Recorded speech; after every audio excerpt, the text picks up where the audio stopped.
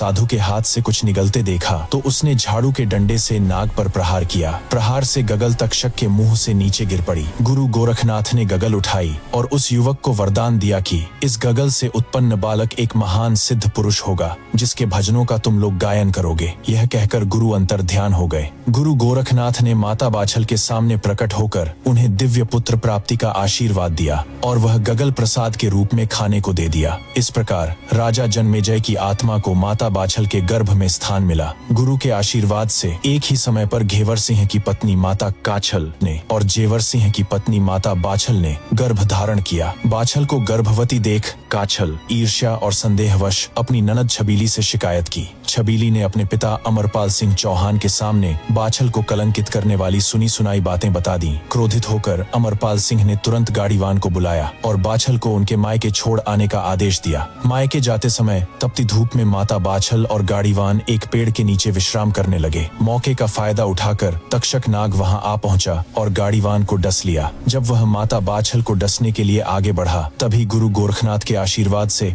अपार शक्तियों से युक्त वीर गोगाजी माता की कोख से बाहर प्रकट हुए। गोगाजी ने अपने एक ही हाथ से तक्षक का गला कसकर पकड़ लिया। तड़पते हुए तक्षक ने दया की भीख मांगी। तब गोगाजी ने उसे तुरंत गाड़ीवान के शरीर से विष सोख कर उसे पुनः जीवित करने का आदेश दिया। तक्षक ने आज्ञा का पालन किया, क्षमा मांगी और पाताल लोक लौट गया। गाड़ीवान के उठने के बाद माता बाछल सिरसा स्थित अपने मायके पहुंची। पिता अमरपाल सिंह ने सच जानने के लिए उनकी परीक्षा लेने की घोषणा की। उन्होंने कहा कि बाछल को कच्चे सूत से बनी चारपाई पर सोना होगा। यदि वह सत्यवादी है तो धागे उसका वजन सहन कर लेंगे। माता बाछल ने गुरु गोरखनाथ को याद किया और जैसे ही चारपाई पर बैठी कच्चे सूत का एक भी धागा नहीं टूटा। यह प्रमाणित हो गया कि सतवंती माता बाछल पवित्र है। इसी बीच जब माता बाछल गहरी नींद में थी, गोगाजी ने गर्भ से ही उनसे बात की और कहा कि उनका जन्म पितृभूमि पर ही होना चाहिए वरना उनका उपहास होगा। गोगाजी ने कहा कि वह अपने पिता से बात करेंगे। गोगाजी ने स्वप्न में जंगल में विश्राम कर रहे अपने पिता जेवर सिंह से कहा, पिताश्री आप तुरंत मेरी माता को रेहट से ददरेवा ले आइए। मेरा जन्म यहीं होना निश्चित है। जेवर सिंह की नींद टूटी। तभी अमरपाल सिंह का संदेश लेकर सैनिक आ पहुंचे। संदेश पाते ही जेवर सिंह तुरंत बाछल को लेकर ददरेवा लौट आए। माता बाछल के लौटते ही ददरेवा की सूखी धरती हरी भरी हो गई और चारों ओर खुशियों का माहौल छा गया। शुभ मुहूर्त में भादो सुदी नवमी विक्रम संवत 1003 को गुरु गोरखनाथ के आशीर्वाद से माता बाछल की कोख से वीर गोगाजी का जन्म हुआ। वहीं माता काछल ने अर्जन और सर्जन नामक 2 जुड़वा बच्चों को जन्म दिया। गोगाजी का भव्य जन्मोत्सव मनाया गया, जबकि अशुभ मुहूर्त में जन्मे जुड़वा भाइयों का कोई उत्सव नहीं हुआ। इससे माता काछल के मन में गोगाजी के प्रति द्वेष उत्पन्न हो गया, क्योंकि उन्हें लगा कि यह बालक बड़ा होकर उनके पुत्रों से राजपाट छीन लेगा। माता बाछल और पिता जेवर सिंह गोगाजी को लेकर गुरु गोरखनाथ के पास पहुंचे। माता ने गुरु गोरखनाथ से कहा कि उन्हें काछल से अपने पुत्र का खतरा है, इसलिए जब तक गोगा युवा न हो जाए तब तक गुरु उसे अपने साथ रखकर शिक्षा दें। गुरु गोरखनाथ ने गोगाजी को गोद में लिया, अपनी योग शक्तियों से उसे और भी शक्तिशाली बनाया और माता को लौटाते हुए कहा, निश्चिंत रहें माता, गोगा को रक्षा की आवश्यकता नहीं है।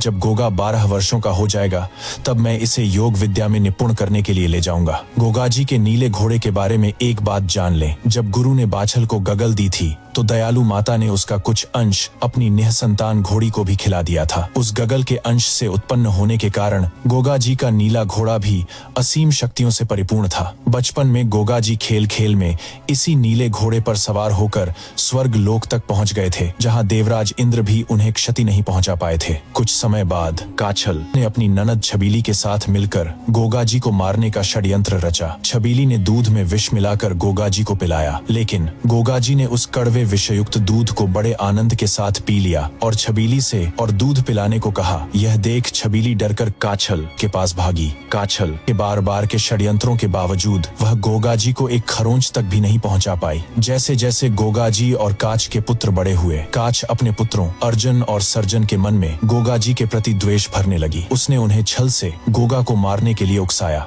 अर्जुन और सर्जन ने योजना बनाई और गोगाजी को खेलने के बहाने ददरेवा के एक गहरे तालाब के पास ले जाकर पीछे से धक्का दे दिया। गोगाजी तालाब की गहराइयों में जा पहुंचे जहां नागराज तक्षक तपस्या में लीन था। गोगाजी ने तक्षक की तपस्या भंग कर दी, जिससे तक्षक को अत्यधिक क्रोध आया और वह गोगाजी को हानि पहुंचाने के इरादे से आगे बढ़ा। तभी गुरु गोरखनाथ वहां प्रकट हुए और तक्षक को रोका। तक्षक ने गुरु से पूछा कि यह मायावी बालक कौन है। गुरु ने कहा, शायद तुमने इसे पहचाना नहीं। मैं यहाँ इसकी रक्षा करने नहीं बल्कि तुम्हारे प्राणों की रक्षा करने आया हूँ। यह वही बालक है जिसे तुम गर्भ में ही खत्म कर देना चाहते थे। गोगाजी की असीमित शक्तियों का आभास होने पर नागराज तक्षक ने क्षमा मांगी और गोगाजी भी तपस्या में बाधा डालने के लिए खेद प्रकट कर पुनः भूलोक पर लौट आए। अपने भाइयों के छल कपट से गोगाजी का रक्त उबल पड़ा और वह अकेले ही दोनों भाइयों पर टूट पड़े। गुरु के विशेष आशीर्वाद से गोगाजी ने अर्जुन और सर्जन को बुरी तरह से पीट कर घायल कर दिया। तभी पिता जेवर सिंह वहां आ पहुंचे और बीच बचाव कर दोनों को महल लौटने का आदेश दिया। घायल अर्जुन और सर्जन ने रोते हुए अपनी माता काछल को सब बताया।